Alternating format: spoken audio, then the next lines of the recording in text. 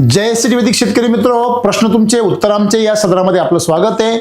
अनिल रासकर भाऊ यांचे अजून प्रश्न आहेत, वेगवेगळ्या ऋतूनुसार बेसल डोस मध्ये फरक करावा का? तर अनिल भाऊ, पहिला गोष्ट ही आहे की आपण लक्षात ठेवलं पाहिजे, ऋतुमानानुसार तुम्ही बेसल डोस मध्ये बदल करण्याची गरज नाही, परंतु जेव्हा प्रतिकूल वातावरण असतं, म्हणजे अतिरिक्त पाऊस किंवा अतिरिक्त थंडी किंवा अतिरिक्त उष्णता जेव्हा निर्माण होते, तेव्हा त्याशी लढण्यासाठी त्या पिकामध्ये जी शक्ती लागते, ती शक्ती जर त्या पिकामध्ये कमी पडली तर ते त्या वातावरणामुळे प्रभावित होऊन रोगाला बळी पडतं किंवा त्याच्यामध्ये मर धाव किंवा उत्पन्नामध्ये घट होत। अशा परिस्थितीमध्ये तुम्हाला बेसल डोस जास्तीचा टाकावा लागतो, परंतु याचा ऋतूशी काही संबंध नाहीये। जर तुमच्या मातीमध्ये जर ताकद नसेल, माती तुमची जर नापीक असेल किंवा कमजोर असेल, अशा परिस्थितीमध्ये वातावरणातले बदल त्या पिकावर दुष्परिणाम करतात। आणि जर तुमची जर जमीन जर सुपीक असेल, तिचा सेंद्रिय कर्ब जर 1.5 ते 2च्या दरम्यान असेल, तर ते पीक बदललेल्या वातावरणामध्ये अधिक सशक्त बनतं। एखाद्या कमजोर मनुष्याला जर जास्त मेहनत करायला लावली तर तो कमकुवत होऊन जातो, एखाद्या पैलवान माणसाला जर मेहनत करायला लावली तर तो आणखीन सशक्त बनतो। अशा प्रकारे तुम्हाला ऋतुमानापेक्षा